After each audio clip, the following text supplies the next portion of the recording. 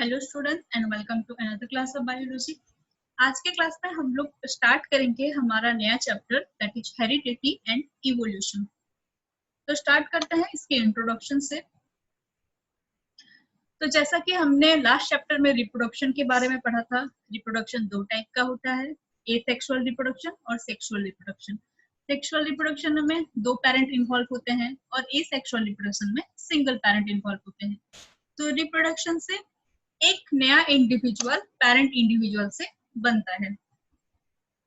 तो एक नया इंडिविजुअल जब बना तो उससे क्या होता है, जो एक स्पीसीज होता है, स्पीसीज में कंटिन्यूटी रहता है, यानी उसके नंबर बढ़ेंगे और वो कंटिन्यू होगा। वही रिप्रोडक्शन का एम होता है। तो ये जो स्पीसीज कंटिन्यू होता है उसके साथ रिप्रोडक्शन में और क्या क्या होता है वो हम यहाँ पे देखेंगे।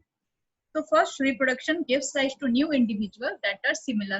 तो जो नए इंडिविजुअल्स होते हैं वो अपने पेरेंट्स के साथ सिमिलर होते हैं, but there are also some variations.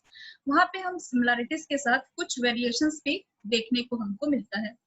So during asexual reproduction some variations is produced in the new individual from the parent. तो जब एसेक्सुअल रिप्रोडक्शन होता है यानी एक सिंगल पेरेंट उसमें इन्वॉल्व रहते हैं, तो वहां पे जो वेरिएशंस होगा वो बहुत कम होता है। But in case of sexual reproduction, more variations can be found, which variations are very clearly visible among the individual. But sexual reproduction में हमको जो variations देखने को मिलेगा वो बहुत clearly visible होता है individuals के बीच में. So in this process, after generation to generation, new variations are also found.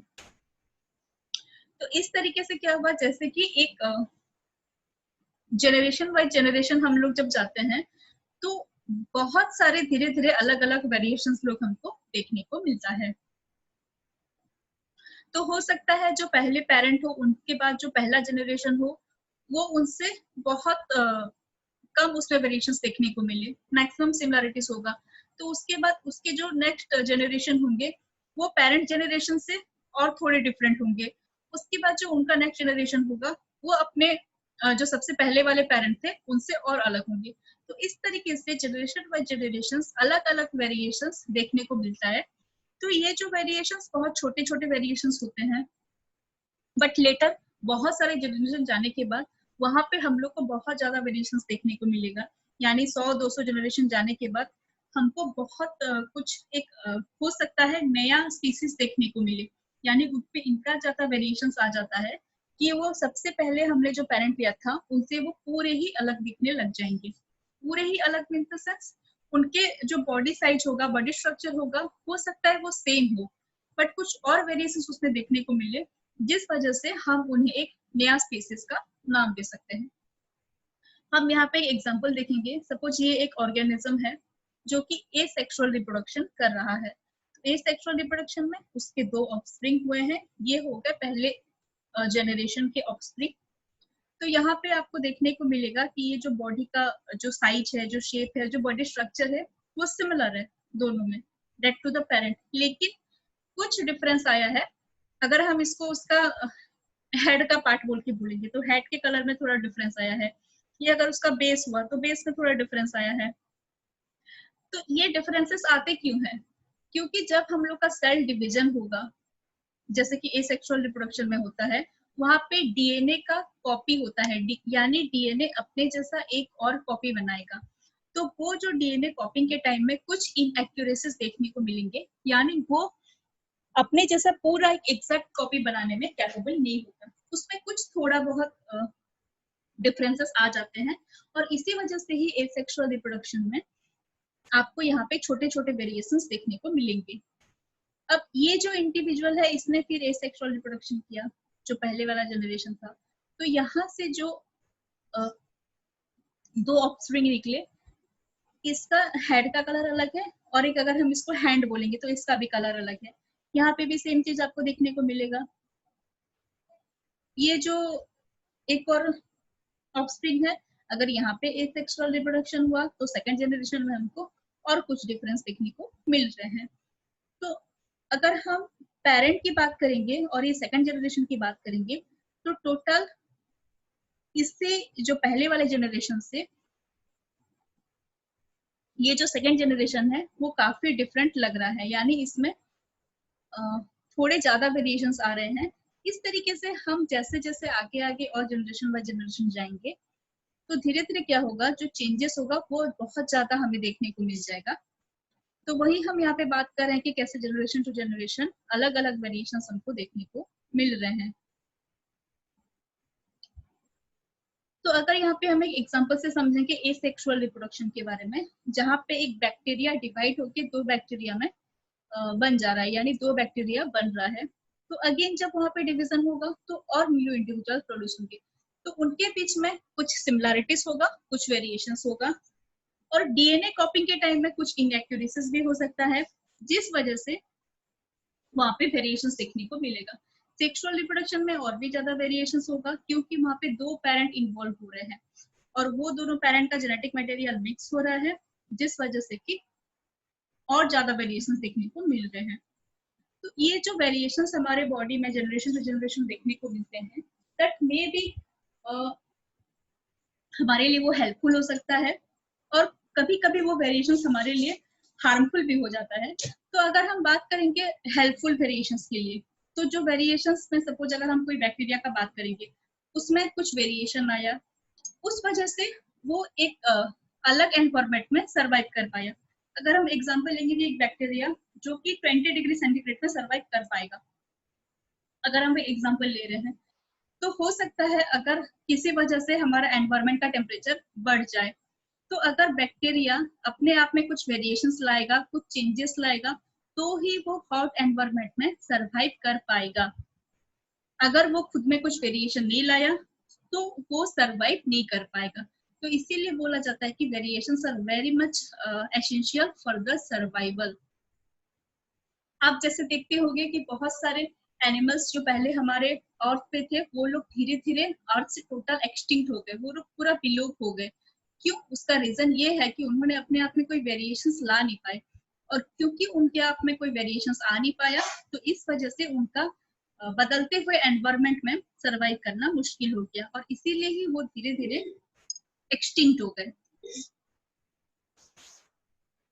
So due to small variations in every generation, after thousands of generations, there are chances of formation of a new species, which is different from the parent one. तो वही जो हमने पढ़ा, ये छोटे छोटे variations हर generation में आएंगे, और हो सकता है 1000 जनरेशंस के बाद formation of a new species, यानी जो टोटली स्ट्रक्चर में अलग हो अपने पेरेंट वाले स्पीसीज से, वो हमें देखने को मिल जाएगा, और इसी से ही हमारा एक नया स्पीसीज इवॉल्व होगा, और this is the basis of evolutionary process. तो ये जो छोटे छोटे वेरिएशंस देखने को मिलते हैं, यही बेस होता है हमारे इवोल्यूशन प्रोसेस को करने के लिए, और इवोल्यूशन ही एक वे होता है फॉर आवर बेटर सर्वाइवल।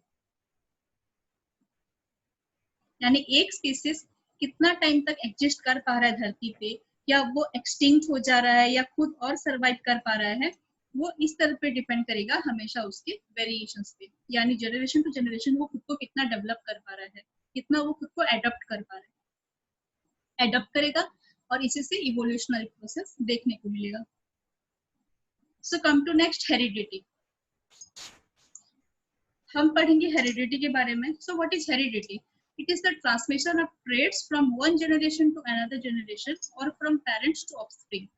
तो हेरिडिटी क्या होता है? हम जो कैरेक्टर्स को अपने पेरेंट्स से अपने पास पाते हैं, या एक पेरेंट अपने ऑफस्प्रिंग को देता है, उसी को हेरिडिटी का नाम दिया जाता है। So the heredity information are present in the gametes. तो ये जो मेल और फीमेल गैमेट्स होता है, एग एंड स्पर्म, इसी में ही हेरिडिटी के इंफॉर्मेशन प्रेजेंट होते हैं, जो कि फ्यूज हो जाएंगे और एक फर्टिलाइज्ड जाइगोट फॉर्मेशन होगा। उस टाइम में एग फर्टिलाइज होके उसमें से जाइगोट फॉर्मेशन होगा, और उसी में से ही जो इंफॉर्मेशन होगा वो ऑफस्प्रिंग को ट्रांसफर होता है, और ये हम लोग देखने को पाएंगे सेक्सुअल रिप्रोडक्शन के टाइम में। तो एक हम लोग एग्जांपल से समझेंगे यहाँ पे कि कैसे कैरेक्टर्स और ट्रेट्स पास होते हैं एक जनरेशन से दूसरे जनरेशन में। सो से दिस इज और पेरेंट, ये अगर फादर है और ये मदर है, और ये उनका ऑफस्प्रिंग है। अब देखो यहाँ पे कुछ कैरेक्टर्स हैं जो सिमिलर हैं दोनों के बीच में, लाइक आंखें। ये जो आंखें हैं वो पेरेंट्स के साथ सेम है बच्चे का। जो नोज है वो मदर के साथ सेम है बच्चे का। अगर हम बात करेंगे कम्प्लेक्शन की, तो कम्प्लेक्शन दोनों का मिल के आया है, यानी फादर और मदर का कम्प्लेक्शन मिल के बच्चे का कम्प्लेक्शन बना हुआ है। अगर हम बात करेंगे हेयर की, तो हेयर का जो कलर है वो फादर के साथ सेम है and the structure is similar with the mother. अगर हम बात करेंगे ईयर की, तो बच्चे का ईयर सिमिलर है फादर के साथ। तो यहाँ पे हम देख रहे हैं कुछ कैरेक्टर्स जो सिमिलर हो रहे हैं अपने पेरेंट्स के साथ, और कुछ नए कैरेक्टर्स दिख रहे हैं।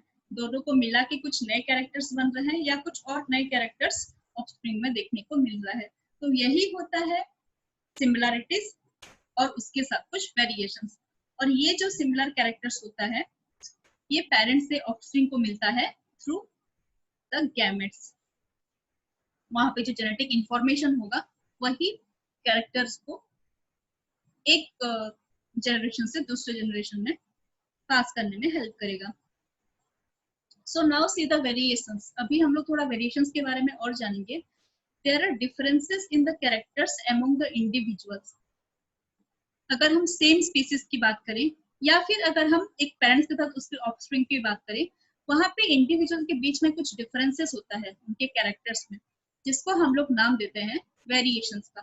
फॉर एग्जाम्पल अगर हम प्लांट की बात करेंगे तो कोई प्लांट छोटा होता है, कोई प्लांट बड़ा होता है। स्टिल अगर एक सेम स्पेसिस को बिलोंग करे या फिर एक जनरेशन टू दूसरे जनरेशन में देखेंगे, हेयर का आई का कलर अलग होता है, हेयर का स्ट्रक्चर अलग होता है, हम देखेंगे स्किन के कम्प्लेक्शन, ये सब चीज डिफर करते हैं। तो ये जो डिफरेंशिएट आता है उसको बोला जाएगा वेरिएशंस। तो यहाँ पे हम एक आई के पैटर्न को देखेंगे, इससे जानेंगे वेरिएशंस क्या होता है। तो कुछ लोग के जो ईयर होते हैं, I am sorry this is year, year उनका हमारा जो गाल होता है उसके साथ सट के रहता है। ये देखिए ये बॉडी में हमारा यहाँ पे अटैच लोब्स है, ईयर के लोब्स, और यहाँ पे देखिए जो ईयर के लोब्स होते हैं वो फ्री हैं। तो ये दो टाइप का ट्रैक हो गया, जहाँ पे एक जगह आपको लोब्स ईयर लोब फ्री दिख रहे हैं और यहाँ पे अटैच्ड ईयर लोब दिख रहे हैं। So this is a variation. हो सकता है कुछ लोगों में अटैच लोब हो, कुछ लोगों में फ्री लोब्स हो, जो कि उनके पेरेंट्स में हो भी सकता है और नहीं भी हो सकता है। So this are an example of variation. So that's all about the introduction of heredity and evolution, students. Thank you.